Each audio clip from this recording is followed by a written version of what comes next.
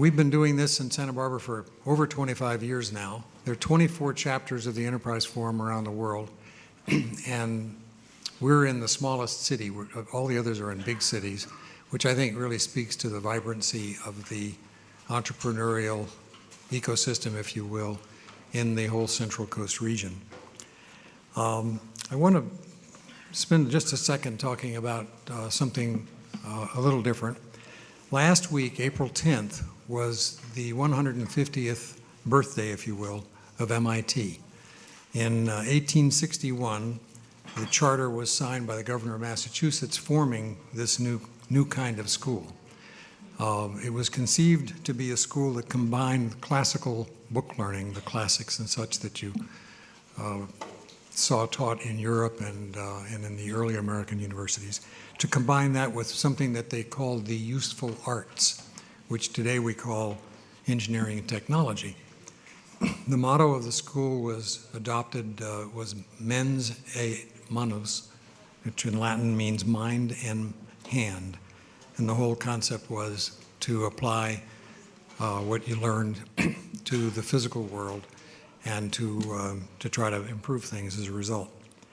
This educational model has become the standard for research and engineering-based universities the world over. In celebration of the 150th, let's see if I can get this thing to work, a series of symposia have been held and are being held on important topics of the day. I just attended one last week on the impact of information technology on the world, and I'm going to be at another one in May on the topics of brain and cognitive science. But even if you can't go to Boston, all of these things are on or will be on the web. And if you go to that URL, you'll be able to view them. And they'll be edited down, so it won't be 2 days worth of sitting in front of your computer. But some of the topics, just to give you a flavor: Earth, air, and the ocean and space. The second one, brains, minds, and machines. Both of these are still going to be held. Earlier ones, economics and finance, there were, I think, 6 or 7 Nobel laureates in this program. Conquering cancer, from the convergence of science and engineering, the fascinating program. Again, I think 4 or 5 Nobel laureates on that one. And then a particular topic that's near and dear to MIT is the progress and standing of women in science. I think many of you have been aware that there was some concern some years ago about the equality of women pursuing scientific careers. And then finally, the one I was just at a couple of weeks ago, the computation and changing practically everything. So that's the URL, and I would encourage you to take advantage of it. They are fascinating programs. Before beginning, would like again to recognize our sponsors. Normally we have that up there, but we've got so much stuff going on this computer, we couldn't do everything tonight. So just to call them out verbally: Stradling, Yoka, Carlson, and Roth, our longest and most loyal supporter for well over 10 years. The Bank of the West, CIO Solutions, Riviera Insurance Services, Nassif Hicks Harris and Company, public accountants, Express Employment Professionals, Pacific Coast Business Times, and there are copies of those around. SoCal IP, a law firm specializing in intellectual property, Merrill Lynch Wealth Management, Vices LLC, and then our supporting sponsors are Mission Ventures from the San Diego area, Newshawk, Alma Rosa, which is the wine that you see here, and the Economic Vitality Corp, which operates in San Luis Obispo County. Without their help, these programs would be much more expensive. You can see we're videotaping, which we pretty much do all the time now. This program will be broadcast on Channel 21 a number of times in the next couple of months. To get the program, the broadcast schedule, just go to www.sbchannels.tv and go to the Channel 21 tab, and you'll see all the different times that these programs are played. So now I'd like to introduce Rick Tico, who is our moderator this evening. Rick has been a director of the Enterprise Forum for about 5 years now. Rick's the vice president of the Bank of the West here in Santa Barbara. He's a graduate of San Francisco State, earned his MBA at DePaul University. He's a native Santa Barbarian, seventh generation in California, traces his roots back to the 1792 arrival of Catalan volunteer Jose Tico at the Presidio in San Francisco. I think that's probably some kind of record. Very importantly, Rick has been very instrumental in bringing us some of our most interesting programs. Several years ago, he put together one called Digital Technology and Filmmaking. More recently, building the bionic human, implantable devices, and cyber prosthetics. And then last year, using personal technology tools to improve your health and fitness, or wellness, excuse me. And I'm sure this program will be even better. So, Rick, the microphone is yours.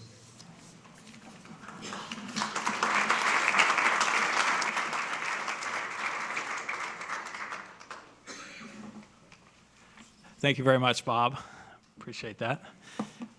Before we get started, I'd like to provide a little background on how the idea to organize this program came about, if you'll humor me for a couple minutes. Last December, after reading a WallStreetJournal.com article about online advertising and privacy, I forwarded the piece to my 16-year-old daughter with a "let's talk about this" note.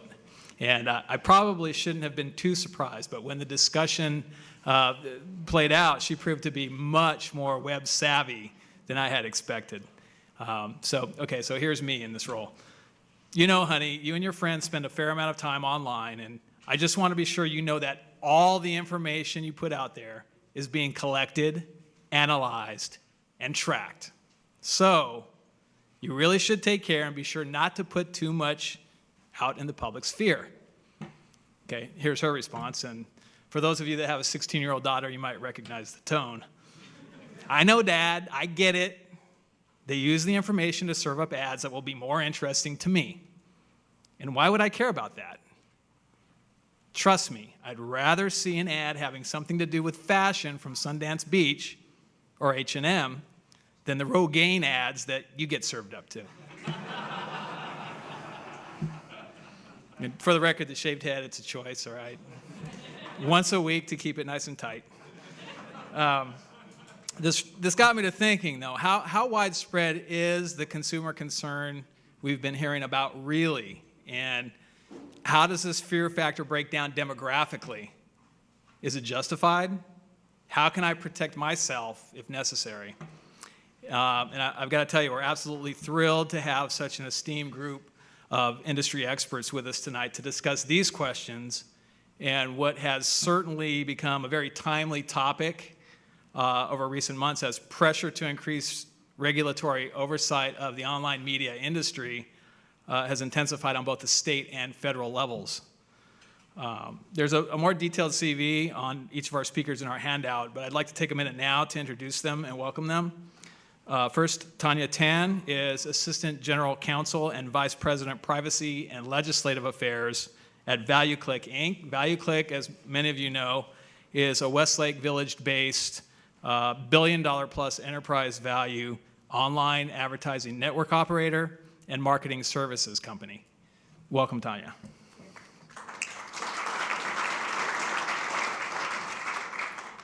Dave Gross is CEO of Connexity, LLC, a Ventura-based interactive advertising company that specializes in audience discovery. Dave is a serial entrepreneur and also founded FastClick, LLC, a very highly successful Santa Barbara-based internet advertising company that went public in 2005 and was acquired shortly thereafter by ValueClick. Welcome, Dave. Frank Gerstenberger is VP Product Management at Blue Cava, an Irvine-based designer of advanced technology that enables businesses to identify and profile devices to increase online advertising effectiveness, reduce the risk of fraud, and improve customer satisfaction. Frank is a technology and online advertising industry veteran with over 20 years of experience in the space. Welcome, Frank.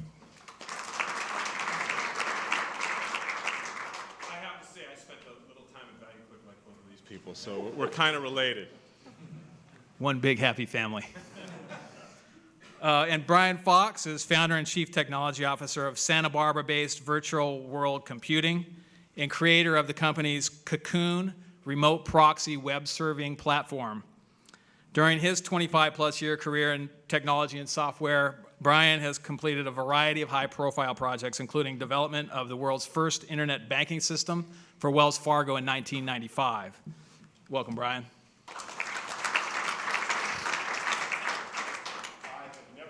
Fast click or value click. There's still time.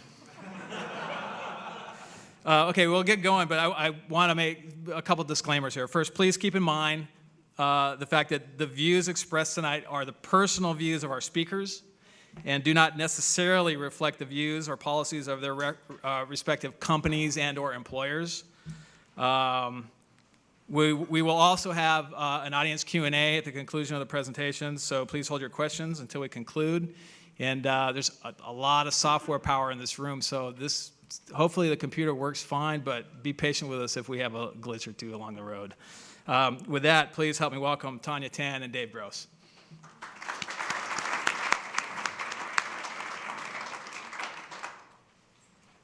Hi, thanks for having us. I'm going to go and start our presentation. Unfortunately, we have to jump back and forth a little bit. Welcome to the FTC. How may I help you? I am being followed. I need your help. Who is following you? Marketers. Marketers are following me. They are watching over my shoulder while I surf the web, spying on me constantly to hit me later with predatory advertising. I want you to help me. Oh my God. Are you sure? Yes, I am sure. I read about it online. It must be true. They are following you too. They are following all of us. Marketers are in your house watching you when you go online? No, they use invisible cookies to spy on me. What is a cookie? I don't know, but they are using cookies to watch everything I do. I will go do a Bing search to see what a cookie is. It seems cookies are not just for marketing purposes, they are useful too. They give you a better online experience. I don't care. I want you to ban cookies. But if I ban cookies, many sites will no longer be able to make any money and will have to charge you to interact with them. I don't care. I want you to ban cookies. Cookies are evil. You will not be able to read the news online anymore without having to pay for it. Facebook will not be free anymore. Are you sure you want me to ban cookies? Yes. I don't care. Cookies are stealing my life and selling it to criminals. Cookies are responsible for third world famine. Really? Yes. Cookies were seen on the grassy knoll. Cookies were in the tunnel in Paris. I want you to stop cookies from following me. Well, the advertising industry has created a set of rules for self-regulation that are designed to protect you from the use of malicious cookies. Perhaps we should try using those first? No. I want you to do as I say, and ban all cookies. Well, if you are sure. I will propose we ban all cookies. Great. Wait. Did you say Facebook won't be free anymore? I have changed my mind.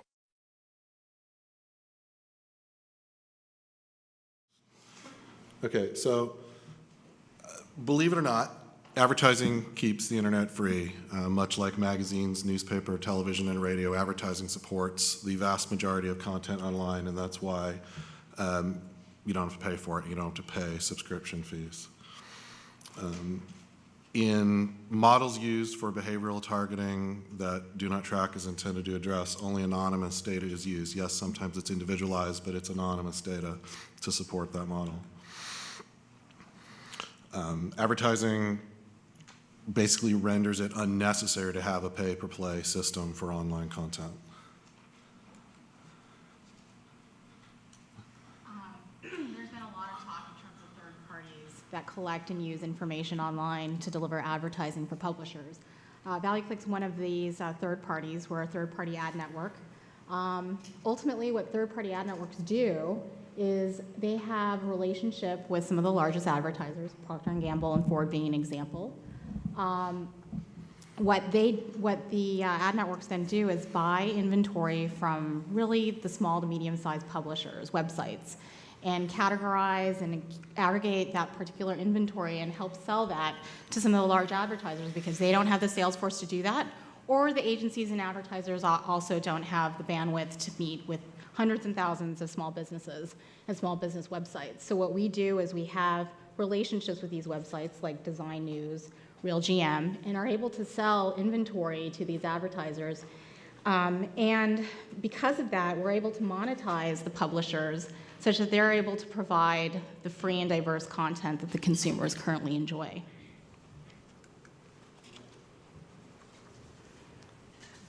Without ad networks, basically, there would be less consumer content and centralized consumer data.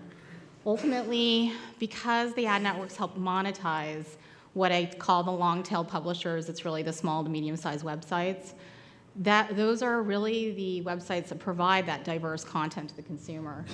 Without them, you would probably only have like a few channels, like network television on TV. You would only have like a couple publishers that you'd be able to get content from, or would have to pay for that content. Because we actually make it efficient for the advertisers to be able to reach an audience and actually enable the advertisers to also pay less for that inventory. There's benefits to the advertisers, there's benefits to the consumer because ultimately they get that free and diverse content. And also the publishers are also able to monetize their inventory and provide more relevant content to the consumers.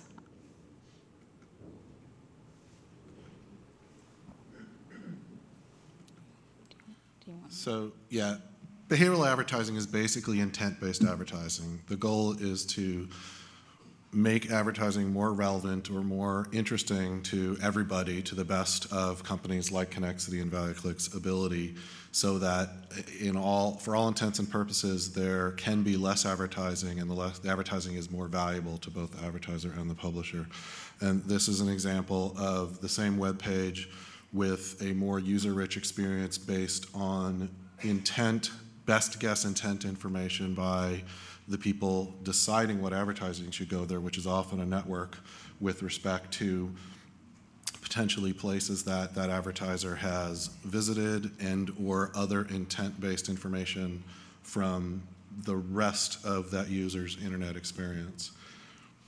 More often than not, without that kind of information, you have what are called run-of-network advertising, which is a lot of direct response advertising that basically is running at a very low price, is kind of running everywhere all the time, and it is trying to potentially motivate in a direction that isn't necessarily consistent with the user's intent. It's not an efficient use of that advertising space.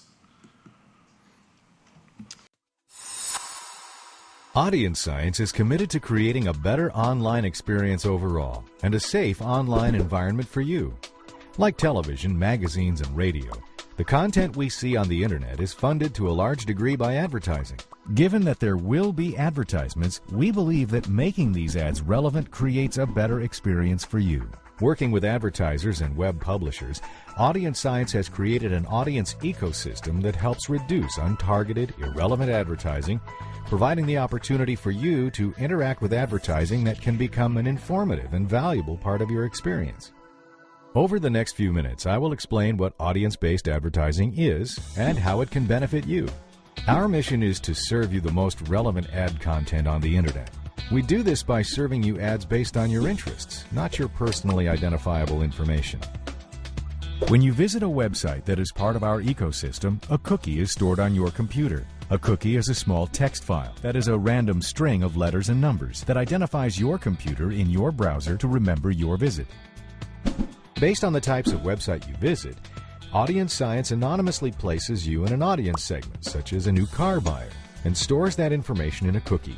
All information is completely anonymous, and we do not collect or have access to any personally identifiable information. Now, when you visit websites that show ads by Audience Science recognizes your cookie as part of a relevant audience segment and shows you and other users in that segment ads based on your interests. Audience Science also uses your cookie to allow advertisers to show you ads based on your previous interactions with them, such as visits to their websites. Ads are served to you based on the content of the pages that you view, as well as your online searches. By serving ads based on the information you are looking for, we're able to determine your interests. Let's say you often read about and shop for the latest technology online. You might anonymously qualify for the Gadget Lovers segment in our technology audience, or perhaps the Avid Shopper segment in our shopping audience. Let's look at an example, such as when you visit your favorite running website and read an article about marathons and the latest advancements in running shoes. The cookie that we just talked about is stored in your browser and corresponds to the pages you're looking at. Remember, you can delete or clear your cookies at any time. This data, while completely anonymous, helps us to better understand your interests while you're online. After reading an article about the latest advancements in running shoes, you decide to search for a pair for yourself. We anonymously review this information, such as the type of shoe, brand, and price range that you have shown interest in. This action places you into an audience segment which we may use to determine the ads served to you. After researching different options, you choose a pair of shoes, put them into your cart, and then decide to search other sites for a better deal. Based on your behavior, as you browse completely unrelated sites, because we know your interest in running shoes, you are served with relevant ads, which can be anything from notice of an upcoming sale to free shipping or even a discount off the purchase of your next pair of running shoes. Your privacy is very important to audience science. That's why our technology and the way we use it exceeds all the industry standards for protecting your privacy online. Through our services, we do not collect personally identifiable information, install software on your computer, or track your keystrokes. The only publishers that we work with are contractually obligated to clearly state in their privacy policies that no personally identifiable information will be collected by third parties such as audience science, and we do not collect your interests on websites with sensitive content. In fact, did you know that these publishers are required to offer you the ability to opt out from the collection of information for this purpose? It's important to remember that the audience segment generated by your interest is not based on any of your personal information. Your privacy and anonymity are completely safe. We do not send you emails, as our goal is simply to serve you with the most compatible ads to help you find what you're looking for. You can choose to opt out through our website at any time. You'll still see the same number of ads online, they just will not be targeted to your interests. When advertising is targeted to your interest, it becomes part of the content, providing you with a better online experience. I hope that this has helped you better understand not only what audience-based advertising is, but how it can work for you. For more information, please visit our website at www.audiencescience.com.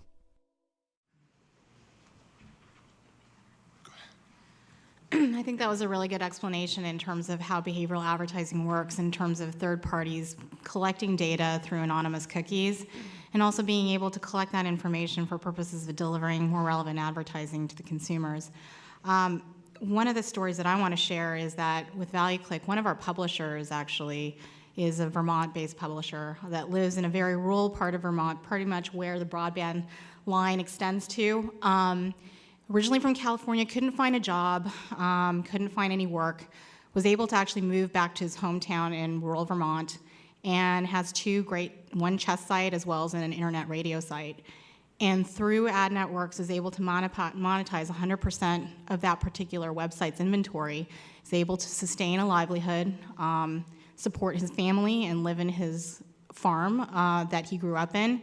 And really, because we're able to sell his inventory not from a contextual standpoint, because it's chess related in Vermont or just chess sites or chess products, but because we're able to tell advertisers that we see cookies that are interested in sports or cars, and are able to tell Ford that you can reach an audience on these type of sites and able to sell that inventory to the large advertiser. And again, I think we really help the small and medium-sized businesses be able to sustain a livelihood.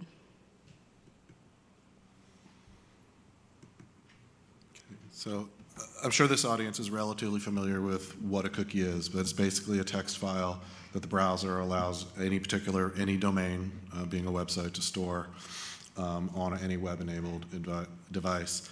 A cookie is anonymous. It's like a lottery ticket. What a cookie knows is it knows that when someone's come back to it, that browser on that device has accessed the same domain again, and that domain has read the cookie and knows that the person was, or the computer was there before. Website has no means to determine the physical address from the cookie in any way, or the owner of the device. It's just a unique identifier to be able to know that that person has been to that domain previously. E-commerce uses cookies, as you probably all know. Online publishing uses cookies. Those are first-party uses of cookies. Third-party use of cookies. Advertisements also use cookies. Cookies have been used in advertising since the beginning, since 1994. It's a fundamental tool in the simplest relevance item, which is literally frequency capping. Cookies have been used on all of your computers for 15 years so that you ideally don't see the same ads over and over again, and they know that a network or any ad delivery item company knows that you've actually seen that ad before and will only see the same ad once per hour, once per day, whatever the settings might be. Behavioral targeting obviously takes that much deeper.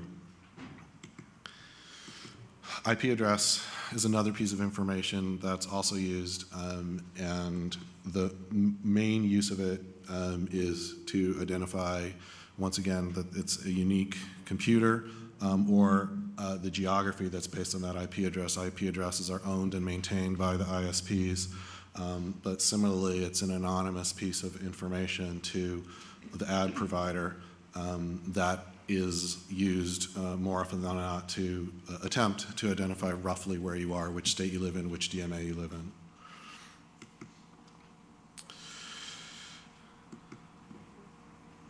So only ISPs actually know which customers are using a given IP address. That information is not on the computer. It's not available to anybody accessing that IP address through the browser.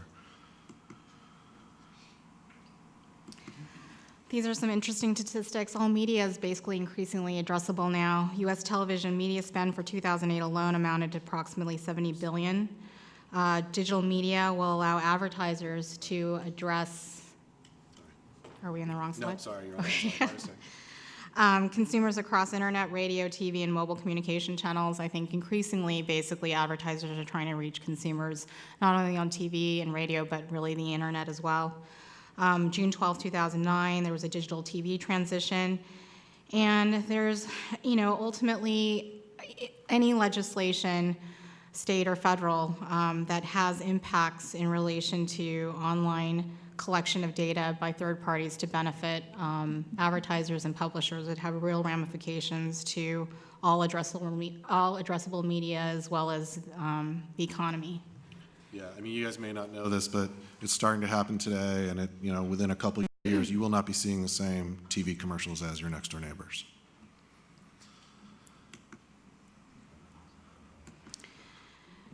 These are also other statistics. Interactive advertising, I don't know if most people know this, but it really contributes about $300 billion to the U.S. economy.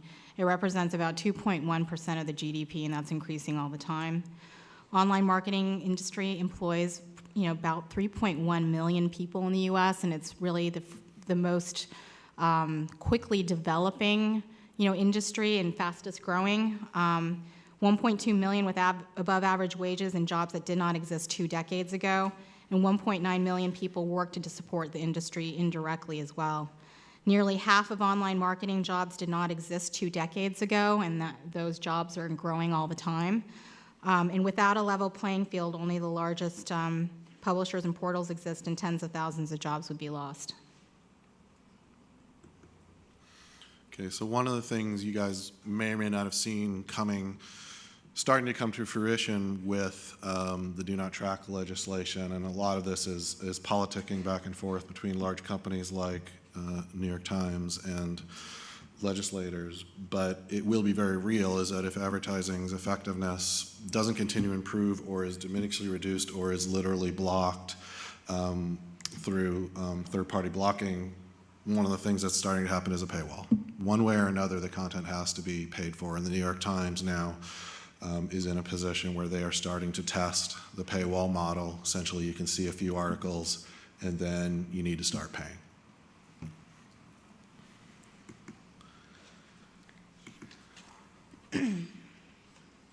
So I think a lot of, there's some bills that are being ruminated in Congress as well as the state, but ultimately the industry wants to self-regulate and has come together in a way that I think most industries have not. We've got the largest advertisers, agencies, publishers, and networks, third parties coming together on how to better educate consumers in relation to what is being collected online and the use of that information for advertising, to increase notice, transparency, and choice to the consumer. So what the digital marketing industry has done is through what's a new, fairly new Digital Advertising Alliance, which is comprised of some of the large self-regulatory bodies as well as trade associations, is working together, and you might have seen it online already, is the advertising option icon, which is the teal triangle eye that ultimately is on advertising with an ad choices marker. And what the user can do is basically click on that icon to determine who was responsible for delivering that ad and to find out what the privacy practices of that particular company that's delivering that ad, and for the user to find out more about online behavioral advertising, more about data collection and use, and to opt out of that if the user doesn't want the non-personally identifiable information that the party's collecting for use in online behavioral advertising to be used. So that's really been underway. It's been a huge task, technically speaking, to be able to get the industry to provide this type of notice and choice. The companies that are involved, including our companies, are very, very committed to providing notice and choice and transparency to the consumer. We do feel that the information that's being collected and used is really to benefit the consumer by, again, essentially supporting the diverse content that's out there for free, as well as essentially providing the consumer the choice to determine whether or not they want that. So the NAI and the IAB are just some examples of some trade associations, the Network Advertising Initiative and the Interactive Advertising Bureau, that are very committed and where our organizations are part of that. Okay, I'm going to give you a little bit of just a comparison. Some of this should be fairly obvious of different advertising channels. So behavioral targeting in many, many ways is coming soon to television, but most important, it's definitely used online. That's why we're here today, but it's been used in direct mail for about 4 decades. Now, the consumer benefit for TV, radio, print, and online is that there's media content that's supported by those advertising dollars, whereas similar to the do not call list with telemarketers, there really is no consumer benefit outside the product being advertised with respect to direct mail, the heaviest user of behavioral advertising. That benefit is funded in different ways. Television, as you all know, when many of us were young, television was 100% advertising supported, and cable was for a while 100% subscription when it came about, and that has now blended together. And we are more than willing to pay a small fee and watch TV commercials on Bravo. Radio, there's no subscription service. There would be no way to control that outside of XM radio, but I'm talking about broadcast radio, and it's 100% advertising supported. Print, obviously, it's a mix of both. Some, if you buy a journal and it has no advertising in it and pay a lot. If you buy a magazine, most consumer magazines are now a blend of subscription or obviously paying for it at the newsstand, as well as lots and lots of advertising. Online, for the most part, is not subscription-based. It's advertising-based. This is why Facebook has a valuation of $65 billion. Online content and services are advertising-based. So a couple questions, a little quiz here. What channel do you think this kind of data set about a person is used, it comes from? Online, buying a magazine? Any ideas? Yeah, it's direct mail. Not terribly intrusive, but that's the kind of data you can literally go online today, pay with a credit card, and buy 1,000, 10,000, 100,000 people and pick the demographic you want and get names and addresses. Here's another little bit more intrusive set of information. Includes what kind of how many credit card accounts you have, what kind of financial status you have, what kind of media do you think this kind of data is extracted from? Any guesses? All right, once again, it's direct mail. It's the kind of information that's used today to target direct mail. Here, even more intrusive. You can go online to this website and buy data for marketing purposes. They know the ages of your children. They know your ethnicity. They know your income. Same thing. This is all based on direct mail. So that's the privacy, believe it or not, you already don't have with respect to your personally identifiable information, which is not the way online advertising is done. So key points, the internet, is relatively new. There's a lot of misunderstanding about cookies in particular and related technologies like cookies and what they're not used for. And yes, there are bad guys out there, and there's spam, and there's identity theft, and there's all kinds of things that go on online that have to do with people supplying information when they shouldn't and being delivered email that they really should never get. But the reality is that advertising with respect to internet content keeps the internet free, and that fundamentally more relevant ads are preferred across the board. People would rather, if they're going to see advertising, they would rather see advertising that is more relevant to them. And as I pointed out, behavioral targeting is far from new. And the use of anonymous data to enhance advertising relevance does not harm consumers. And most importantly, there is no connection between online tracking for behavioral advertising and identity theft, spam, or any other malicious activity that goes on online. There's a lot of misunderstanding about how behavioral advertising works. And I hope we have at least done a little bit, hopefully it's still confusing, I'm sure, to try to clear up what online behavioral advertising is with respect to tracking online and how it's different from other activities that involve the internet that are much more associated with a personal interaction with a phishing email, for example, which is a tragedy. So, Brian, can't we all just get along? All right, I got one more piece of Hear Me Here to play for you. Some of you might have seen it before. This is the Onion News Network. Better news, better viewers.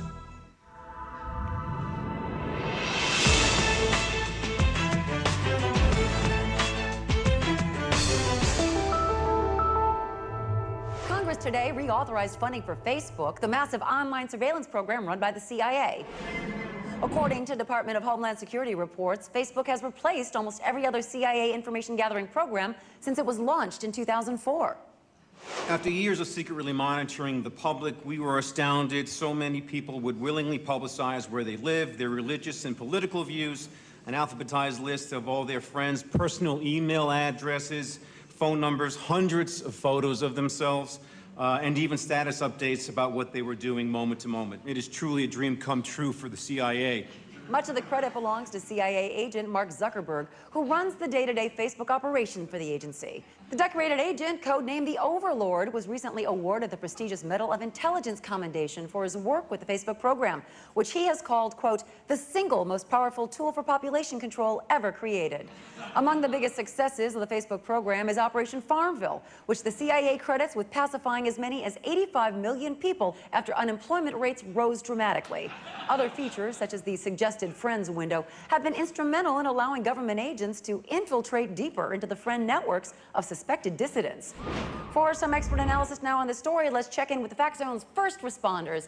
Jason, you have written extensively about the Facebook program. Why is it so effective? Well, one of the key reasons is that the CIA has been so thorough in convincing the nation that constantly sharing information about everything that you're doing is somehow desirable instead of deeply unsettling. Yeah. But critics are saying that with the national debt being so high, is this really the time to be spending even more money on spy programs? Well, actually, the Facebook program saves the CIA money. That's right. Like the Maps application, where you list every place that you've been, whether it's the state or a country or... Oh, right, with the little pins, they show where you visited. Yeah, yes, I like that. that kind of information would have taken the CIA months of going through hotel receipts and plane tickets to figure it all out. The manpower that Facebook saves is huge. Absolutely, absolutely. And the calendar feature even lets the CIA know where you're going to be in advance. So that's right, so now if they want to pick you up for questioning, all they have to do is see which events you RSVP'd repeat yes to, and then send their agents to be waiting for you. That's how they got my brother. Yeah, so effective. But guys, with all the focus on the Facebook program, is it taking away from some of the other CIA programs like the Twitter initiative? Oh, yeah, the funding for that should be cut entirely. Right, 400 billion tweets, and not one useful bit of data was ever transmitted. Now, is this trend of social network information gathering dangerous? I mean, just last week, the New York Times revealed that Al-Qaeda has designed Foursquare to identify popular locations for bombing. Actually, Brooke, that's been discredited as any kind of real threat. The people that use that site are people that no one would mind seeing bombed anyway. Yeah, really, the only thing the CIA has to be concerned about is people losing interest in Facebook and moving on to a new social network site, like the Chinese site Wanbi. I love Are you guys on Wanbi? Oh my God, it's so much more fun than Facebook. It is great. I love that one. I love that you can earn friend points the more state secrets that you post. You know, I've got a lot of contacts in the State Department. You know, I think I could really rack them up. You should post them up. I should. All right, first responders, thank you so much as always. You know, I'm, of course, a big fan of any social networking site. It allows me to interact with my fans without having to see, hear, or smell them. Well, it's taken months of preparation, but it's finally here. Today marks the first day of Washington's historic summit with Real America. The meeting between diplomats from D.C. and representatives of Real America is hoped to quell long-simmering tensions between the two powers.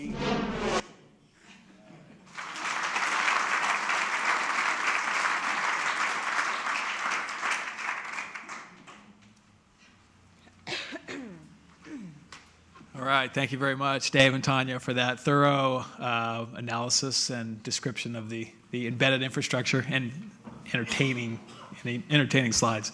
I'd like to invite Frank Gerstenberger next to come up and talk a little bit about Blue Cava and elaborate a little further on some of the historical online data or offline data gathering that's gone on. Frank? Thanks. So the good news and the bad news. The bad news is one more video. The good news is it's only about a minute long. The video that I'm going to show is a clip of Federal Trade Commission Chairman John Leibowitz on a news program shortly after the FTC introduced their staff report on privacy back in December. And it's not nearly as funny as the cookie one, almost, but let's take a look. You think about third-party tracking. Let me give you an analogy. So let's say you're walking around a mall or a shopping mall, and there's a guy standing behind you. And he doesn't know your name, but he sort of knows where you live. And he's sort of following you, and he's sending off emails to like every store in front of you saying, oh yeah, that's Leibowitz, he wants to buy a new suit, and he's using an American Express card. And, you know, I mean, if the guy's following you, that would be kind of troublesome. But if he's following your daughter, you'd want to like punch him out, right? And that's sort of what's going on with third-party tracking. Most consumers don't realize that a cookie is put in their computer and it follows them all around on the internet. And we're not saying, and by the way, if someone gave me the option of not being tracked on the internet, I would probably not take it because I sort of like having targeted ads, and I think most people do. But consumers ought to have a choice, and that's, of course, one of the fundamental components of our report. Sure. Boy, I don't know about you. I'm pretty scared, right? Somebody following me around. I played this clip for a couple of reasons. You know, first of all, he talks about, you know, third-party tracking, and there's different ways that third-party tracking can be used, and we'll talk about some of those later. Another reason is this isn't really what happens on the internet, right? There isn't really some big, ugly monster following you around everywhere on the internet, or one cookie doing it. There are, you know, thousands of e-commerce sites, maybe hundreds, that generate any significant revenue. There are millions of publisher websites, maybe a couple thousand that have decent user sizes. And there are maybe a few hundred companies that are in the business of collecting data to serve targeted advertising. The good news is that because there's so many of those, there isn't anybody that's seeing all that activity. We're all only seeing a little teeny bit of it, right? So Blue Cava might be able to collect some anonymous data about what somebody's doing on site A, and ValueClick might be able to do it on site B, and Connexity might be able to do it on site C. But that's it. It's all pretty limited, right? So that big, ugly, scary thing of somebody seeing everything you're doing, not really happening. So the analogy, the mall analogy, and I like Chairman Leibowitz's mall analogy is good. I might see what you do at Sports Authority, but I can't see what you're doing over at Macy's, and that's kind of true for everybody. So, and we'll reference that a little bit later on. So that was the thing. So I want to start out with, back in 1999, Scott McNealy, the CEO of Sun Microsystems, said at some event, might have been a users group, might have been something like this, for all we know, said, "You have zero privacy. Get over it." Okay, that was 10 years ago, right? And he said that. He took a lot of heat for that, right? Here's my question. Is he right? Do we not have privacy anymore? Is it gone? Right? Have we crossed the chasm? Let's look at a couple things. How many of you have a grocery or drugstore shopping cart? Raise your hand. Come on. Come on, some of you haven't raised your hand yet, right? Pretty much everybody does, right? So for 50 cents off a bag of chips, $1 off a half gallon of ice cream, 3 12-packs of soda for the price of 2, we're telling these merchants, here's my email address, here's my phone number, and here's all the information about what I'm buying. Run with it, baby, right? That's what we do. It's a fair trade, right? I saved $20 yesterday at Ralph's, and they're getting to use my data for targeted advertising. Now, there's a piece of good news there, right? I don't have to swipe my card when I go in the store, right? So if I'm buying 32 cases of beer, I might not swipe it unless it's on sale. So at least you give consumers an opt-out experience. We have lots of real estate sites on the web today, right? Zillow being one. If you put an address into that, you can see when that house was purchased and what that person paid in property taxes. I don't know. That's a little bit of private information, right? How do they get that information? It's a matter of public record. In the old days, you had to go down to the courthouse to get it, or the county seat. How do you get it today? People plug into public records. So your government is putting a lot of your information out there for other folks to see. Video cameras are showing up everywhere, right? Everywhere you go, there are video cameras. Good news is, somebody hits your car in a parking lot at a shopping mall, they might be able to see who did it, right? Today, Wi-Fi cameras cost $100. What are they going to cost tomorrow? 2 years, 3 years, 5 years? $4.99? $4.99? What happens when that's the case? You're going to be able to go anywhere and not have somebody see where you are, where you've been? Interesting. There are sites where anybody can go, and if they know your name, they can pay $2.95 or $19.95 or $29.95, and they can learn everything about you, all the places you've lived, who's in your family, what their ages are, if you have a criminal record, financial stuff, yada, yada, yada. Even better, for free, if you know my name and my birthday, you can go to the Ventura County website and see that I got a traffic citation 2.5 years ago that was dismissed because I went to traffic school. If you've got an iPhone, right, it's got GPS, or a modern smartphone, it's got GPS, it records everywhere you go, has a video camera, who knows what's recording you. And last but not least, we've talked a lot about Facebook, where everybody's volunteering everything that they probably don't want everybody to know. So, is he right? The irony thing is, all anybody's talking about is online behavioral advertising. That's the big privacy topic. We saw direct mail everywhere, but that's what folks are talking about. One thing I want to emphasize, there is no such thing as a free lunch, right? That's the first rule of economics. If you're getting something for free, you're not, right? If you're getting a discount on those grocery store products, you're giving up something in return. Consumers have choices, right? In the old days, if you wanted the newspaper, it was $150 a year. It came every morning, and it was yesterday's news. Today, you can get the news for free, you can get it on demand, and you can get it up to date, right? If you want to read about the Dodgers being taken over by Major League Baseball, I can read about it right now rather than having to wait till tomorrow morning to get the LA Times. What's the trade-off? You're going to get advertising. You're going to get targeted advertising. In the old days, you had to send a piece of mail, 44 cents. Might get there in a week. It might never get there. Today, you use free email services, and it's instantaneous, right? If you want to keep up with your friends, you'd go to your high school reunion every 5 or 10 years. Now you just keep up to date with them on Facebook, and you don't have to go to that reunion, right? So consumers have choices, and there's always trade-offs, right? It's not just true in online, it's true everywhere. But we make it pretty clear-cut what's going on. So what's the concern? I mean, there is actually a legitimate concern here. And the concern is that there's a lot of data being collected about people. Online, offline, bringing that together. And the real issue is consumers just aren't aware of it. I mean, how many people really have a sense that all this data collection is going on? Raise your hand. You guys are a smart group, right? If I did that at my son's school or my daughter's school, probably 10% of the people would do it. But that's the issue. Consumers aren't aware this is happening, and we need to make sure, we as an industry need to make sure that consumers know that it's happening. And when they know that it's happening, we have to make sure that we can give them the chance to control the use of that data and to opt out or set preferences and make sure it's persistent and it doesn't go away 3 days later. Just like that example, that grocery store thing, right? If I don't want them to know What I'm buying today, I don't swipe my card. We need the same thing in our space. There's lots of activity going on in privacy today. If you follow the news at all, you can't be unaware of it. You've got the Federal Trade Commission's been looking into this. You have Congress looking at it. There was legislation last week. Let's face it, for the U.S. Congress, internet privacy is a pretty safe issue, right? Hey, we're in 2 wars, the economy's in doldrums, our budget deficit's out of control, but don't worry, your internet privacy is protected, right? We got you covered, baby, right? Win-win, bipartisan. The administration's involved, the Commerce Department's put out a white paper, the Wall Street Journal's done a series of articles on this. Interesting, the Wall Street Journal, perhaps one of the very few websites that actually can successfully charge for content. Coincidence? You have a lot of technology innovation. All of the major browser manufacturers are putting new privacy features into their browsers to give consumers more control. There's other things going on. We'll talk about what Blue Cava is doing in a little bit. And you have industry self-regulation, which they spoke about. So there's a ton of activity. There's probably, having been in this industry for 7 years, it's amazing how much stuff is going on. And the good news is it's making everybody more aware of it, and it's giving everybody more control. So the silver lining here for everybody is it's getting better. So how do we solve this problem? First of all, what is the problem? Is it just lack of consumer information? Is it lack of effective mechanisms for consumers to exercise choice? Is it ineffective technology? Cookies.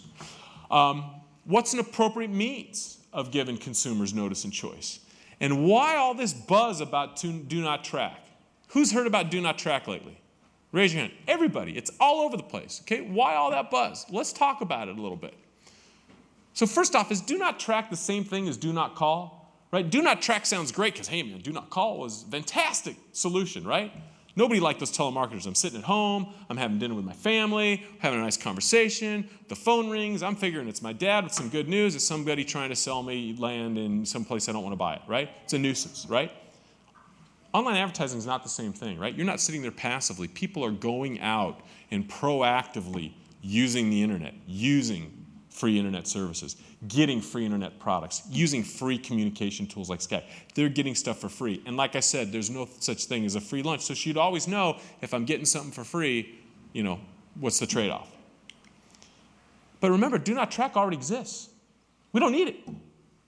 Don't use the internet, right? You want to be tracked? Don't use it, right? Buy your newspaper.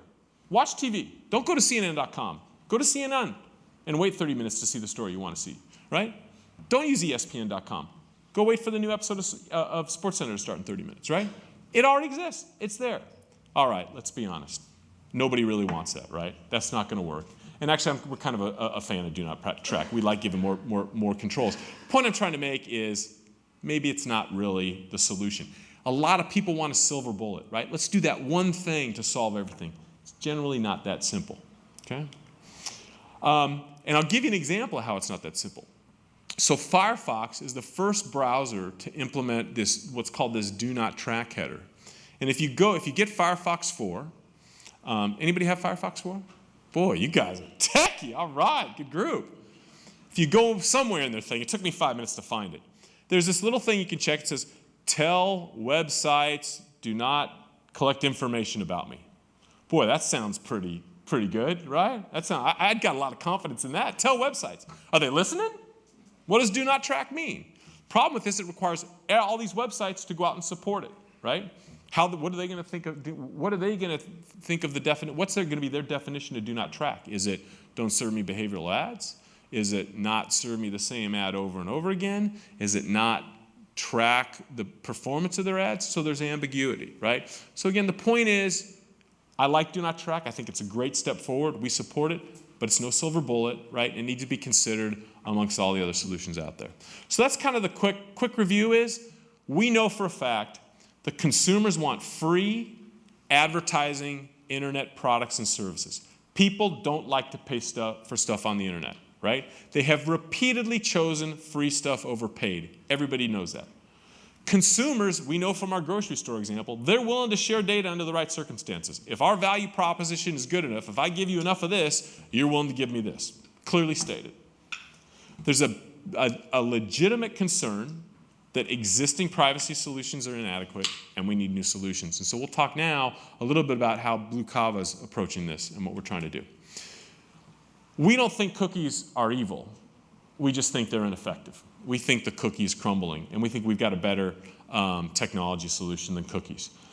We don't believe they're reliable for business purposes. I could give you 100 stories about how they don't work for businesses, whether it's third-party behavioral advertising or it's somebody going to a website that they shop at and they just have a terrible time recognizing their good customers. It's also extremely ineffective for consumers managing privacy. Whether it's going into their browser and deleting cookies every day, whether it's using opt-outs that are cookie-based, it's not a good mechanism for privacy management, and we think we've got a solution that can help solve that. It's time for a better solution. I'm going to give one example of a business problem that we can solve. So advertisers in the online world want to do something called frequency capping. What that means is they want to say, I only want to serve my ad to a consumer, actually a device, right, because it's all anonymous. I only want to serve it 3 times a day, okay? That's it. I don't want to serve it 20, I don't want to serve it 5, I want to serve it 3. So what we do, there's my little consumer, he's surfing the internet, he sees my ad, we drop a little cookie on the browser, and we limit that person to only seeing that ad 3 times per day. Terrific, great, solves my problem. I'm an advertiser, I don't see it too often. Here's the problem. Here's my other consumer. This guy sees my ad, his system blocks cookies, right? Maybe he's got Safari, and where Apple blocks third-party cookies by default, because Apple, in their infinite wisdom, has decided that third-party cookies are always bad, so they block them. So that person, we can't set a cookie. That person sees the same ad again and again and again and again and again. Anybody ever see that happen to them? The same ad over and over? I see some heads nodding. You know, I love the Dos Equis Most Interesting Man in the World commercials. I love them, right? I mean, they're hilarious. It comes on, I turn up the volume on the radio. I'm trying to memorize all the little sayings, his 2 cents have overruled Supreme Court decisions, right? His business card says, I'll call you. They're hilarious, right? But if I heard that ad every 5 minutes, he would go from being the most interesting man in the world to the most annoying man in the world, right? And so here's a legitimate use of third-party cookies that doesn't include any online behavioral advertising, no spooky big bad wolf thing that Chairman Leibowitz talked about, that is good for advertisers, they're not wasting money, and it's good for you because you don't want to see the same ad over and over again. So how does Blue Cava fit in here? First off, so we have some new technology, and our technology is new. Anything new, people are always a little bit careful about. So we are very much focused on being a pro-consumer company. We, in addition to supporting the ecosystem, we want to give consumers tools for managing their privacy. We're very plain-spoken about what we do. A lot of times you'll hear congressmen or regulators say privacy policies need to be more consumer-friendly. You look at a lot of privacy policies, like 4 pages long, they're written by lawyers. No offense, Tanya, yours guys is great. If you go look at ours, it's consumer-friendly, it's folksy, right? We adopted a consumer-friendly privacy policy. We had a marketing guy write it, and he had to check with the lawyers, right? So very wanted to be friendly. We're full transparency. We don't hide anything what we did. Everybody knows about this Wall Street Journal What We Know series. I can tell you, I don't know how many people I run into in the industry, they would all say, God, I hope the Wall Street Journal doesn't call me. If they call me, I don't know what I'm going to do. I'm going to be screwed. I hope they don't call me, right? They called us up. We said, come on in, baby. They came into our offices for 4 weeks. We told them everything what we did. We showed them what we did. And we got a pretty good review out of it. We want to be fully transparent, open, and honest about what we do with consumers. So what do? Rather than rely upon cookies, we do what's called device identification. So we look at it when a computer goes to a website that has our code on it, and keep in mind it only works if a website has our code. And like I said earlier, we're not on every website in the world. I'd love to be, but we're not there yet. Maybe someday. We actually can look at the unique properties of that device, and then we give it an ID number. So instead of storing an ID number and putting a cookie on the device, we look at the device and go, okay, that thing looks familiar, and I'm going to associate an ID with it, okay? It's kind of like when you recognize people, right? So I might, see you today, and then tomorrow I might see you at the mall, and even though we're wearing a different shirt, I can still recognize you. That's kind of what we do. And then we use that to basically do a whole bunch of things. One of the other interesting things that we can do with that is we can actually kind of associate devices. So we could recognize that maybe this smartphone is related to this desktop PC. Well, why is that important? Well, certainly you can use it for fraud, advertising, but it's also, we can use it for privacy purposes, and we'll talk about that. So we basically identify devices by looking at the property of the device. We can do that on desktop PCs, we can do that on mobile phones, we can do that on set-top boxes. So recognizing that everything's going to get targeted pretty soon, we can support that. Essentially what the process works is we actually look at that machine, we create this thing called a fingerprint. It's basically data about it. We encrypt that data, we send it off to our servers, and it works really good. And then the other thing we can do is we can actually associate some data to that device. And that might be data for various purposes. We can have a number of applications for this. The first one is fraud, right? I'll give you 2 examples. How would you like if you could go to the company that you have your credit card from and say, only allow purchases with this credit card from this device? That'd be pretty kind of cool, right? Maybe you wouldn't have to worry so much about giving your credit card at the restaurant or shopping online. So you could basically tie that credit card to that device. How about banking, right? How many people use online banking, right? Wouldn't it be nice if you go to your online banking site and say, you know what, only let this device or this other device as well access my online banking, right? You got a lot of phishing going on today, right? People trying to get you to go to other sites to get your password right. We can help solve that. So we can solve it in the fraud space. There's internet marketing applications. There's advertising. We can serve targeted ads. These guys have talked about how you can do that. We talked about frequency capping. We can help out a lot with analytics and reporting, just making this ecosystem work better. We can do website customer recognition and personalization. We're talking with a major travel company. I mean, you know, one of the top ones in the country. They can't recognize 60% of their repeat customers that come to their site. They think they're new people. Even if they have a loyalty card, they can't recognize them, right? That's a big problem for them. They want to be able, if somebody comes to that site, they want to be able to respond effectively to what that consumer's preferences are on that site, right? Which is what you kind of as a consumer expect them to do. So there's things we do there. And lastly, we can do a lot with consumer privacy. We can actually improve, enable better privacy controls, and we can actually start to give advertisers and publishers the ability to manage the privacy relationship with their customers.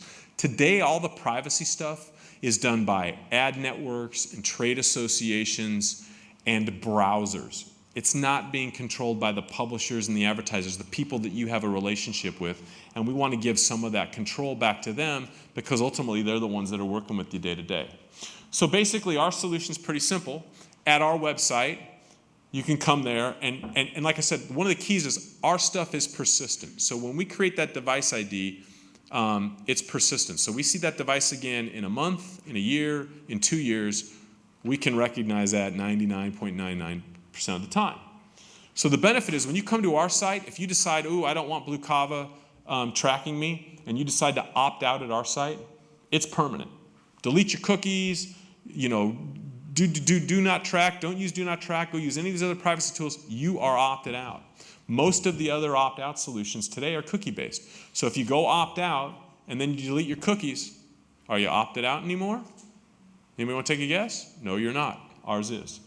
Another big movement in the space is for people to develop preferences managers, where instead of opting out, you can go in and say, you know what, I'm interested in cars, and I'm interested in men's clothes, but I don't want to see any ads for Rogaine. No offense, Rick.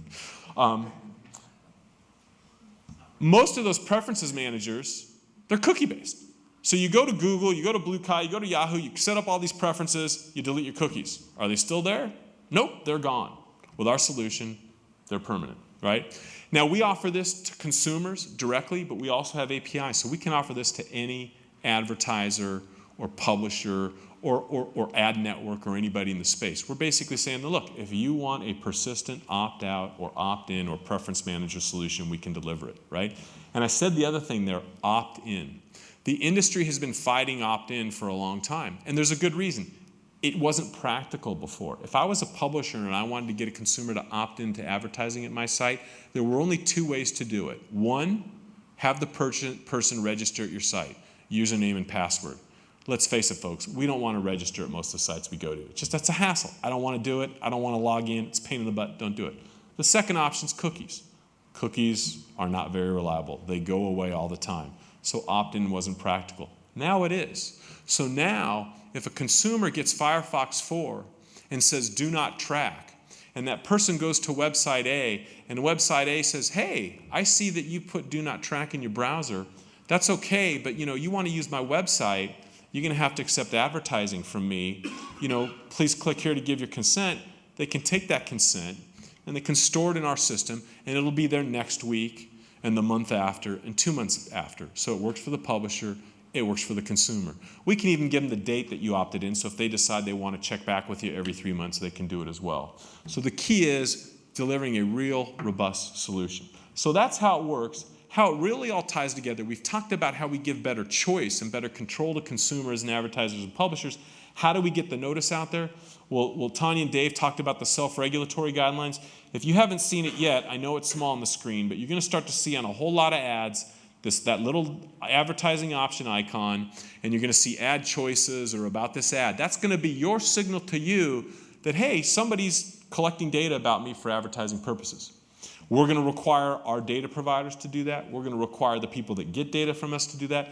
And what you can know is when you click on that, that's going to take you to Blue Cava, and it's going to enable you to persistently control your privacy preferences. So we think that's really good for consumers. Technology advances, right? We went from DOS, character-based UIs on our computers, to graphical user interfaces. We went from big, bulky, costly cell phones to computers in a pocket. And we believe, and what we hope, is we're going to drive from the cookie, which we think is crumbling, to the device ID, right? Cookies, we don't think they're evil. We just think they're not as effective as what we can offer.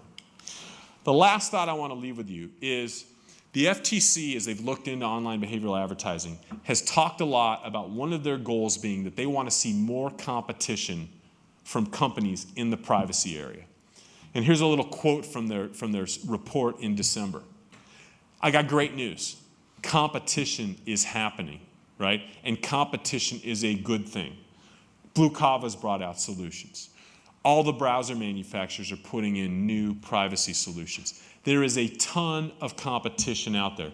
Whether or not the Federal Trade Commission puts out new regulations, whether or not Congress passes new legislation, all this competition is resulting in better privacy controls for consumers, and that's a good thing. And I don't know about you guys, but I've been in tech for 20 years. Our industry's not very regulated. I'll take competition over government regulation any day. I think it's a great thing, and there's a lot of stuff happening. So just know that you as consumers are getting more and more ability to make sure that you know what's going on and none of that creepy stuff happens. We're going to do questions later, so I'll jump straight to my summary. Innovation and competition and privacy is huge.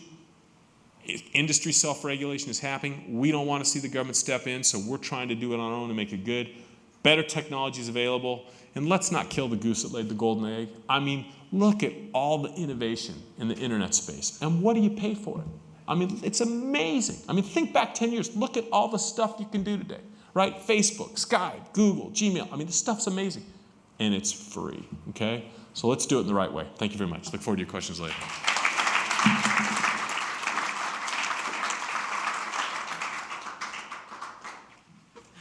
Great job, Frank. Thank you very much. And I don't know about the rest of you, but I'm feeling a lot better about my online experience. What do you guys think? All right, so for those of you that aren't, Brian Fox is going to step to the podium and talk about a product that will enable users to shield themselves entirely from all that stuff and insulate their online experience in new ways. Brian? Thanks, Rick. Thanks a lot, Rick. If you're like me, you probably wanted to stand up about 15 minutes ago. So if you feel like standing up right now, I'm not offended. Please do. Stretch your legs. Feel good. Take a breath. Is anybody going to help me with the presentation there? One thing I noticed that's similar across the entire panel here is there's only one picture of a cookie available on the internet.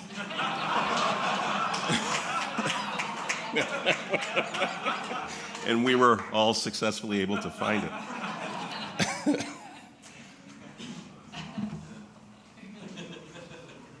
Yeah, top of the...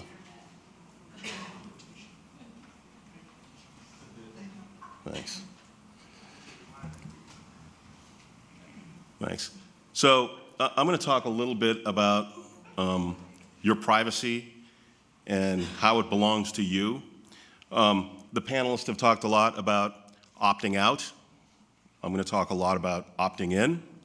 They've talked a lot about how things can't be free and you have to pay for them. I kind of agree with that. My television's free, except I pay $100 a month for cable. So I kind of understand that. Then I'll figure out how this works.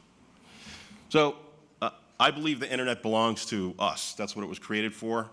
My first experience with it was when it was called DARPANet, and there was a 56K line running from the MIT AI lab out to Stanford. Yeah, you remember.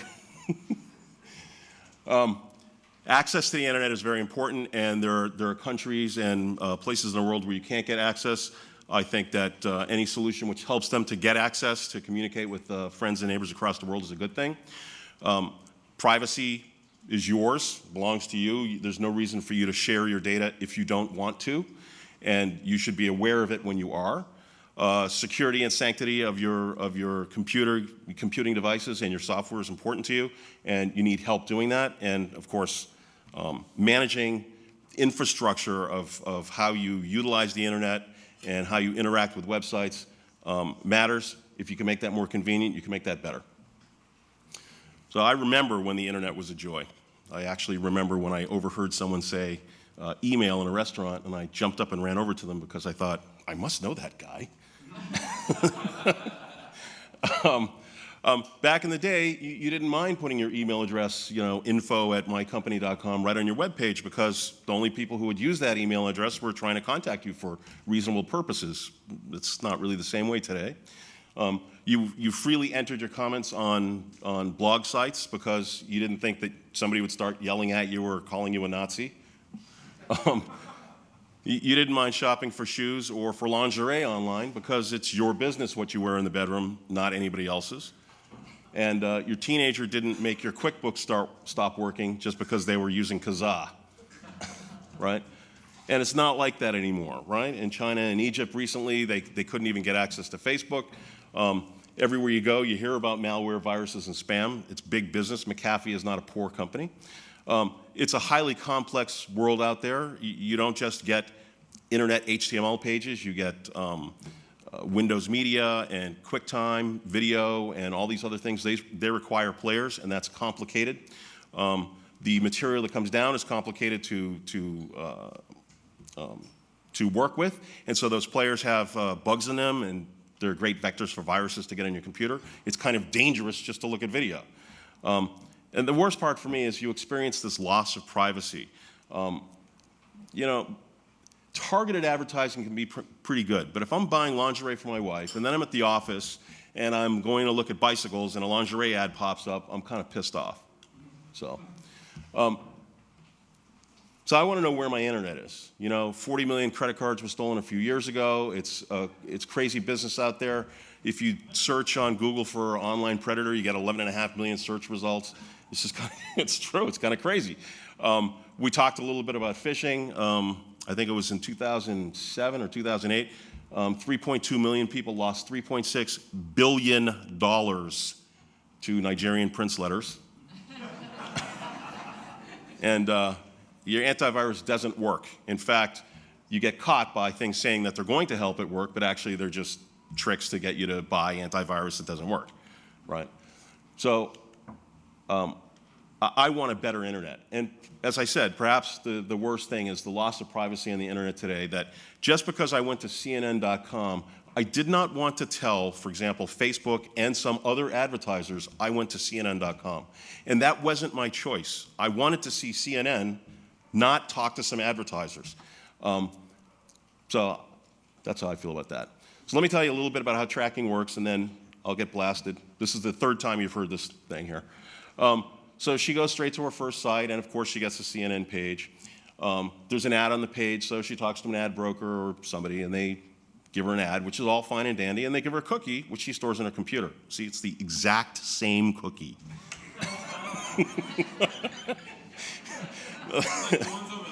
Exactly right. Now that's all fine and dandy. Then she goes to a second site, right? Gives her a different page, And lo and behold, the ad broker on that site happens to be the same one, gives her another ad, and of course, when she talks to that ad broker in order to get that ad, she gives back the cookie. So the ad broker says, aha, you're the person who went to CNN.com, and you're the person who's going to Amazon.com. These are bad examples, but they're true. That's just not good, and I'm going to kind of delve into that a little bit. Frank kind of went there when he showed the video. The thing that guy got wrong was he thought that the person tracking him around the mall knew his name, and advertisers don't know your name. You are anonymous in that way. It's kind of like I went to a train station and this girl in a pink dress got off, and I watched her walk around, and then I saw her go into Lane Bryant, so I know she buys big girl clothes. And then she went into an ice cream store, so I know she likes ice cream. And then after 4 or 5 days of me doing this, I walked up to her and I said, hey, I'd like to take you out on a date. We're going to go buy some big underwear and eat some ice cream. And she says, you're a creepy guy. So the anonymity part there might be lost in that sense. My name isn't known, but who I am and what I do is. So here's an example. I went to CNN.com, and there's some ads there trying to help me fall asleep and maybe lose my wrinkles. Maybe they know something about me I don't know. It's really interesting because my name is on the page and all my friends' likes and dislikes. So the advertising here actually doesn't know much about me, and I don't like that they got it wrong. I don't like that they got it wrong. Don't tell your spouse the clothes make them look worse, right? Everyone knows that, and they know it innately. Don't build software that requires Clippy. Anybody here remember Clippy? Using a Microsoft product? And yeah, where's Clippy now? So please don't assume that just because I saw one web page means that I want to see ads selling products that existed on that web page. I don't, and I might be doing something different now than I was when I was looking at that page. Please don't associate those two things. If you give me the wrong advice, I'll never trust you again, and then you'll be saying that I'm on a witch hunt. But I'm not on a witch hunt. I just don't trust you to do the right thing with my information. So I say protect yourself. If you can use a proxy, something that surfs the internet for you away from your computer and your devices, you can do that to preserve your anonymity. You can use some kind of magic short-term email address in order to get email from companies that you don't need long-term email from, for example, to sign up for a soft good or service. Don't put your data just willy-nilly on your laptop. It'll get stolen. I'm not the only one in this room that's had a laptop stolen. I don't need my data on every computer I touch either, like at the airport, for example. So I'd like to store it in a safe place. And I don't think that websites should be allowed to just willy-nilly scribble data on my computer so that they can get at it later. So Cocoon is a service that provides a new way of doing things. In the old world, she just went straight to this website, direct connection from her computer to the website. In the new world, she goes through the Cocoon service, which protects her privacy by providing a proxy, protects her computer by filtering out malware and viruses, and it protects her email address by giving her a method of never actually revealing her email address. I'm going to talk about that right now. That feature is called mail slots, and it enables users to receive and to create new email addresses ad hoc. If you're like me, you're tech savvy enough to be able to create a brand new email address in order to sign up for a soft good or service. But if you're like me, you probably don't do it because it's a pain in the butt. It's easy enough for me to say brianjfox+foo.com@gmail.com. That kind of works okay. But I realize that I'm giving my actual email address out when I do that. Anybody who looks at the email address can just remove everything after the plus sign and get my real email. So I'd like to be able to sign up for a soft good and get some information back from them, maybe even newsletters they have to give me. I just don't want it in my inbox. And I don't want them to take my email address and sell it to somebody else. And I don't want them to associate my email address with some other company that has my email address. They don't need to know all that. They just need to communicate directly with me. That's what mail slots does. You're able to receive, for example, confirmation links in a mail slot. It keeps the communications that you have with different mail slots completely separate, and it protects and saves your personal email address. It looks like this. You go to a website, and you're ready to put in your email address, and this little pop-down shows up and says create a mail slot. Once you click that, you get a completely anonymous email address. You sign up, and then in the upper right-hand corner, it says mail slots. I don't know if you can see that. And there's a 1, which indicates there's a new mail message. The one in bold is from the CNN.com registration. I click on mail slots, and I'm able to basically view email from that organization as if I was using my inbox, but without using my inbox. This is a really cool and effective way to keep your email address personal to you, and yet still be able to receive communications from websites that you want to talk to. What if we could do this for advertising?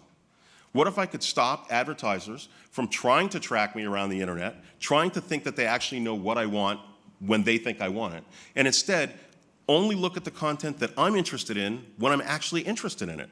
After all, I'll be in a much more receptive mood to actually purchase a thing if I'm interested in looking at bicycles today. So I go to my little ad bucket where these bicycle ads are, and I search through them to find the type of information that I'm interested in. That information can be much more immersive than the tiny ad that you could put on a web page. That's exciting. That means that when I'm interested in bicycles, I can get rich information about the specific thing I'm interested in. Maybe I'm interested in bicycle braking systems, and so now I can see a video about the braking system and do a comparison between products, and I can do all of that when I feel like doing it. This makes me a more receptive buyer. It makes that click on that ad way more valuable. It's better for the advertiser, and it's better for me as a consumer. It's your internet, right? So stop downloading viruses, stop giving out your email address to everybody, and stop getting tracked. You just don't have to. That's it.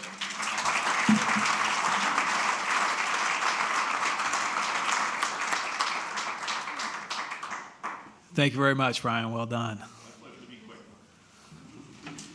So we're going to kick off the audience Q&A, and I wanted to get that started with a question to the entire panel and answer in whatever order you guys see fit, how it piques your interest. It's not entirely spot on with the topic at hand, but there was an interesting development last week. Last Friday, the U.S. Commerce Department unveiled its plan to create a national cyber identity system, or what they called the National Strategy for Trusted Identities, to address what they described as technical and policy shortcomings in the current operating environment. Disregarding the debate over the merits of the plan and whether or not such an identifier is really necessary, how do you think online marketers would be able to capitalize on this type of centralized ID system, if at all? I don't know anything about it, to be honest. I haven't heard about it. Yeah, I mean, my comment would be if the CIA is running Facebook, it's kind of moot anyway. So, no, I don't. Could you repeat the question? Yeah. Well, the U.S. Commerce Department is talking about developing a national cyber identity system. I mean, what does that mean? That means that you have a personal log on that you use to access the internet anytime you use it.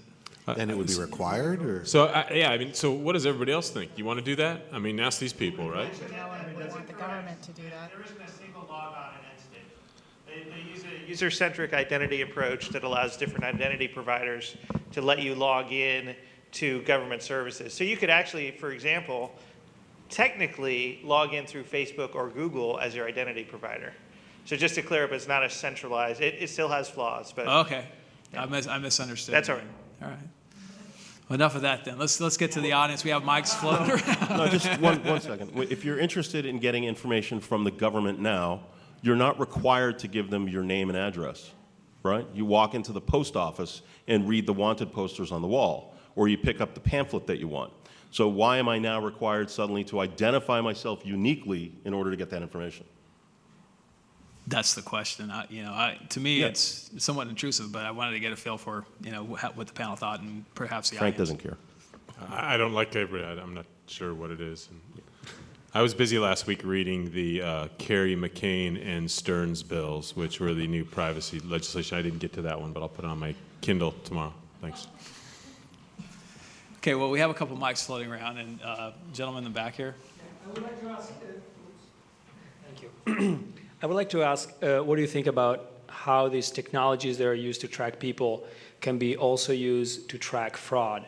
Because what we observe in ad exchanges, ad networks, is that there is, widespread use of botnets and other things to perform click fraud, and intermediaries and publisher don't care about this because they get a cut anyway, and the only people who get substantially screwed are the advertisers. So how are you currently using personal information tracking mechanisms to actually block fraud? Like, we see the same cookie being used by 215,000 different /24 networks, and nothing is done about it. Well, I was going to say, that's the one example of the exact problem that Blue Cava is trying to solve by using device identification. We can actually detect botnets and those kinds of things from happening. So a fraud, that's an exact application of how our technology can solve a real world problem. So that's my take on it.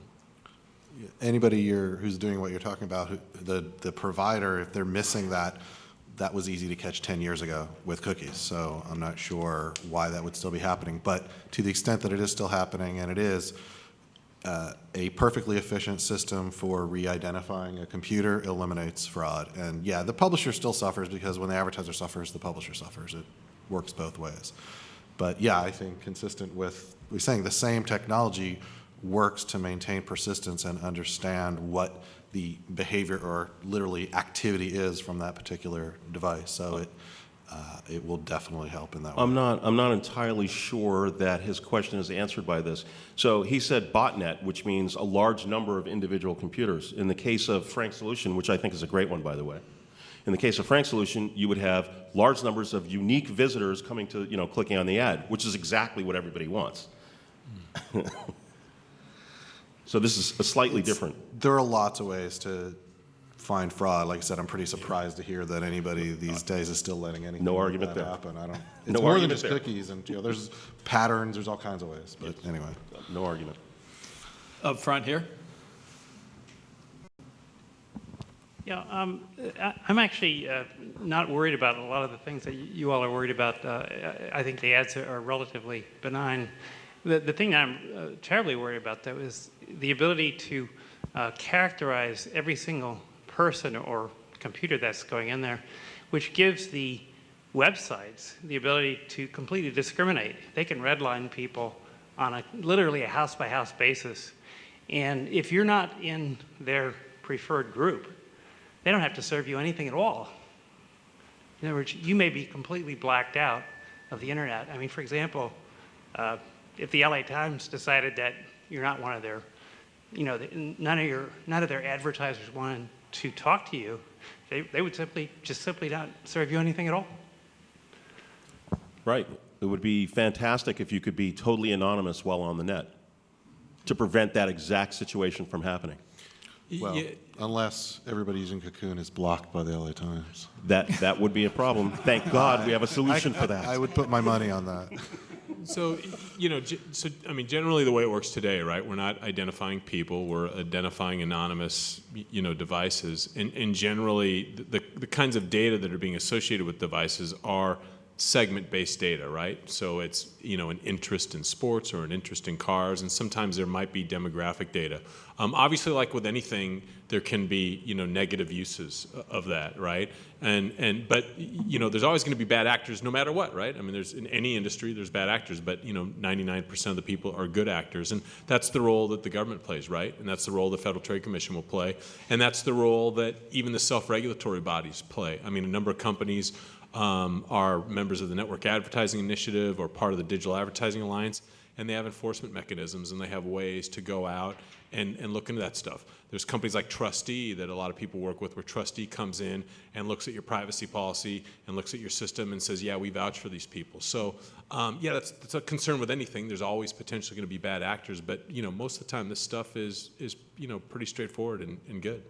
I think it's a very interesting question, just to add.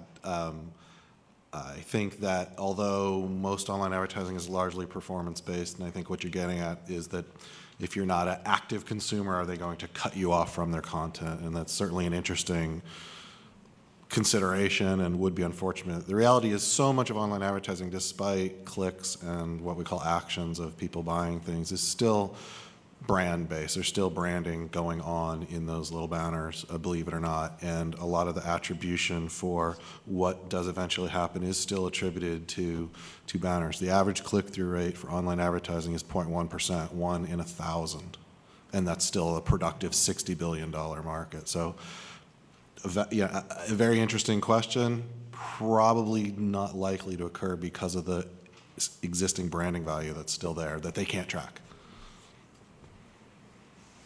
Yes, sir. So I've heard some talk about transparency, but how's this for transparency? When I see an ad, I would love to know why you served me that particular ad. When I click on that little triangle with the eye in it, what I want to see is everything you know about me as an anonymous but specific user, plus the opportunity to change, delete that information from your system, and also to correct it. So I can maybe tell you if I'm interested in this ad or not, but mostly I want to know, why did you serve me this ad? What do you know about me? Why do you think I'm interested in it? That is the intent. That is the intent, correct? Well, I mean, I think that there are some companies that have what's called an ad preference manager. I think Yahoo and Google have the ability for you to be able to see what your profile looks like. I think that hasn't necessarily been widely adopted by a lot of the ad networks or folks in the industry, because I think there's not a standard categorization of what some of the profiles are. Plus, it's still debatable whether or not consumers want to go to an ad preference manager and see ultimately all that data on them and be able to correct it. And it may not actually belong to them. I mean, I think a lot of folks actually share devices. You know, you may have a computer at home that you share with your spouses, and you may not want necessarily for an ad preference manager to exist. So I think there's some companies that provide it, but I don't know if that's really ultimately what all consumers want. But just to reiterate, one of the requirements is that when you click on that icon, there is more information there, and it has a link to an opt-out. So that is part and parcel of it. So to her point, you may or may not be able to set preferences, but you'll certainly be able to see who served the ad, and you can opt out from tracking going forward. So that will be there. Right, but can I know why? I mean, there's lots of trade secret information there for you guys, right? Sometimes.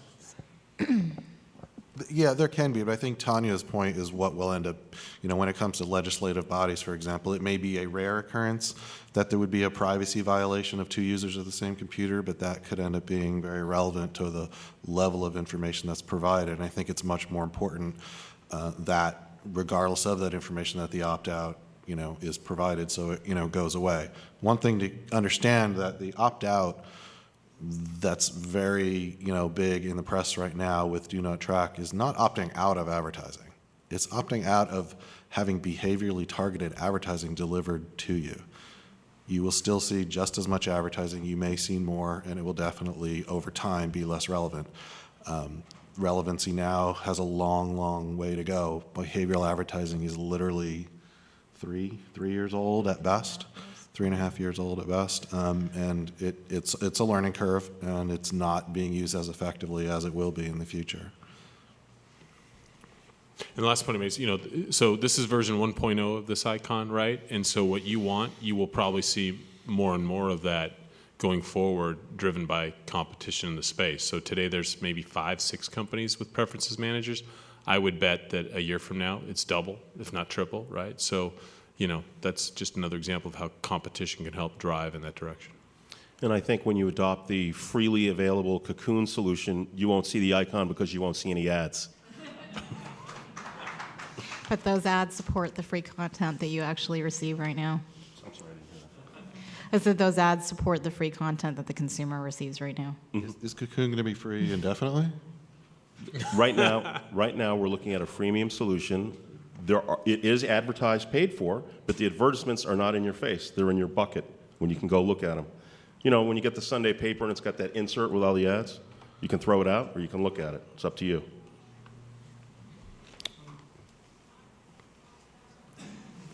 Back of the room. Thanks, Cal. Great panel, guys. I mean, one of the more entertaining and engaging presentations I've seen on a complex but important issue. So thanks. Frank, I got a question for you. I found the presentation of the Blue Cava device ID-based authentication process pretty compelling. You touched on a point which you kind of glossed past, which I'd love to hear more about if you can do it without putting the non-engineers in the room to sleep on it, is you mentioned that you could also identify a user across multiple different devices. Yeah. How do you do that? Yeah, so fortunately I'm not an engineer, so I should be able to speak in folks' terms. So I'll give you an example. So one of the things that we can do is you can, if you have say you have a wireless network at your house, right? One of the things that we can see is that here's, say, an iPad, a tablet, and a personal computer that showed up at the same IP address at 2 o'clock or at 8 o'clock on Tuesday night and 8 o'clock on Wednesday night. And so now we can associate those two devices. Now, we don't know who they belong to, right? We don't even necessarily know exactly where they are, but we can just say that those two devices are associated. And here's the application of it. You have a lot of people who, when they go into stores now, they will look on their smartphone and compare prices while they're in a retail store. And they'll go, wow, this thing's that's $100 here, I can buy it online for $90. So they decide not to buy it in the store. They decide to go home and then purchase it on their tablet or their PC. Today, there's no way for people to track that activity. So they saw an ad on the mobile phone, or they did the search on the mobile phone, and then they actually purchased the product on their PC. There's no way that advertisers can see that. They can't, therefore, really calculate what marketing spending is effective and what's not. We can help solve that problem. And it gets anonymous, but I just want to, the value propositions. Another one of that will be with our privacy solution. So we would then have the ability, if you opt out on your PC, we can opt you out on your smartphone as well, so we could protect your privacy across devices. So that's one of the examples of things we can do with technology, and I hope that wasn't too engineering speak. Any further? In the back? Yeah, I have a question for Frank, and that is, I heard a lot of device identification and device fingerprint, but my iPad and my laptop are used by others in my family. Why is it all device-oriented instead of personal-oriented? I really don't want my daughter to see the lingerie ads that I looked at for my wife. Yeah. So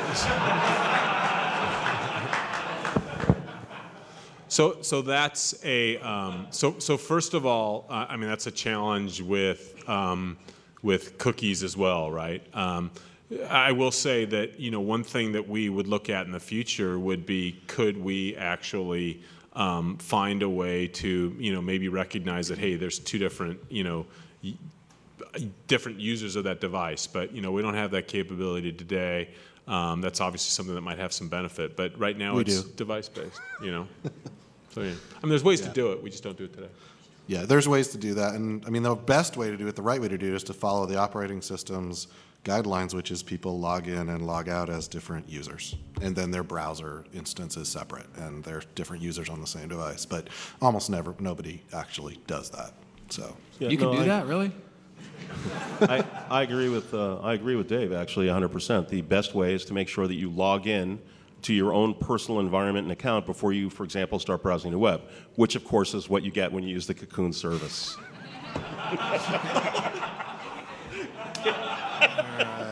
A lot of offline advertising going on here. How do you think Cocoon's going to get all their customers? We can't help you with that. So in the front? I've got two questions. The first is,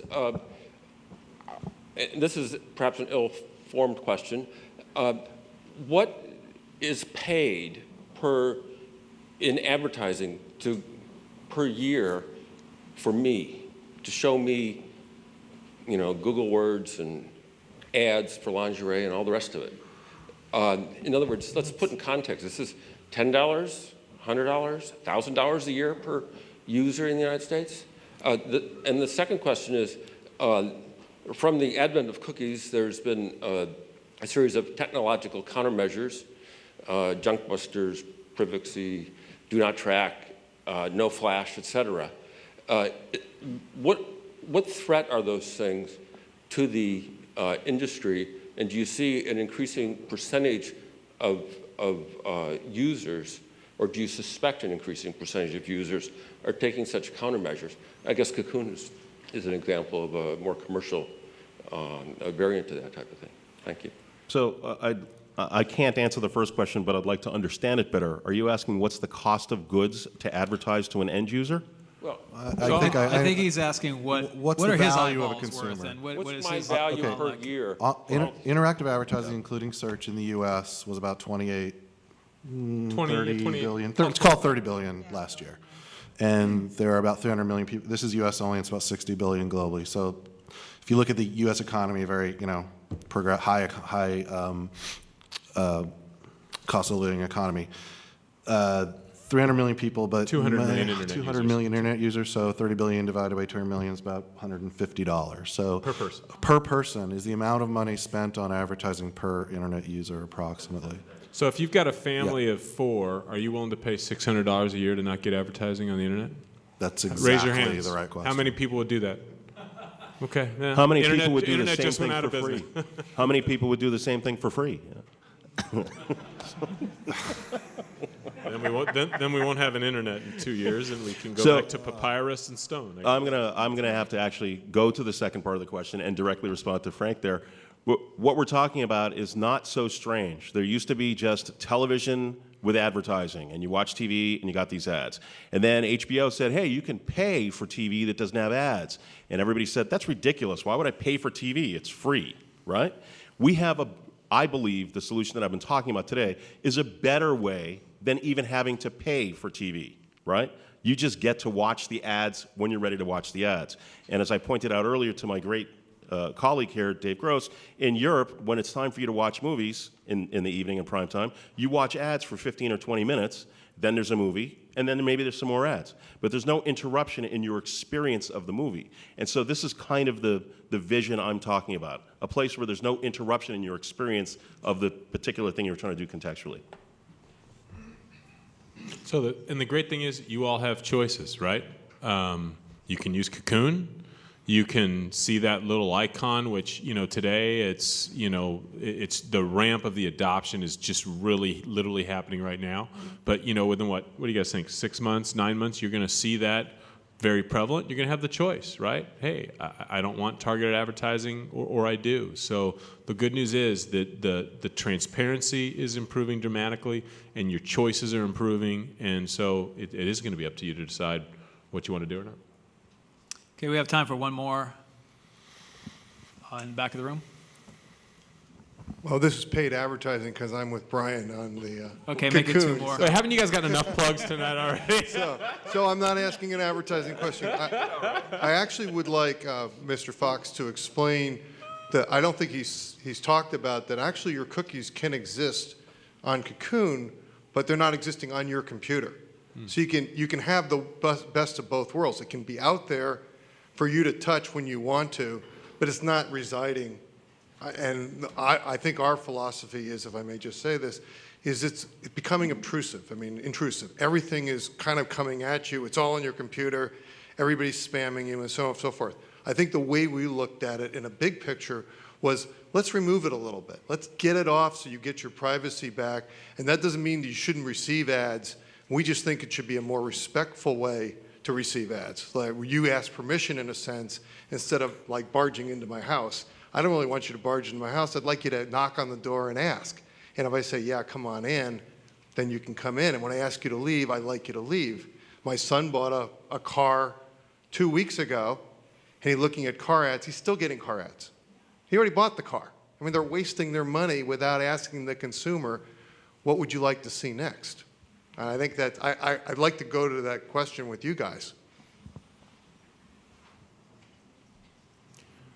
The specific technology that's in play is less important to me than exactly what is provided, which is what my colleague Jeff Brabant has pointed out, is that, and Frank also, is that we're providing consumers a choice of the way in which they want to interact with the internet.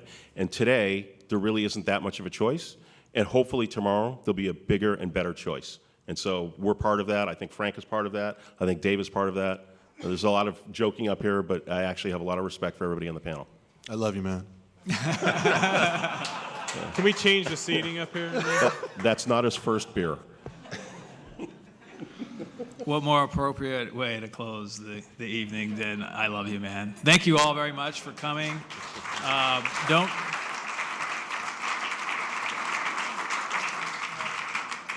Our event next month, be sure to mark it down, May presentation, May 18th, How to Harness the Internet Beast and Separate Reality from the Spin. So look forward to seeing you all then. Thank you very much.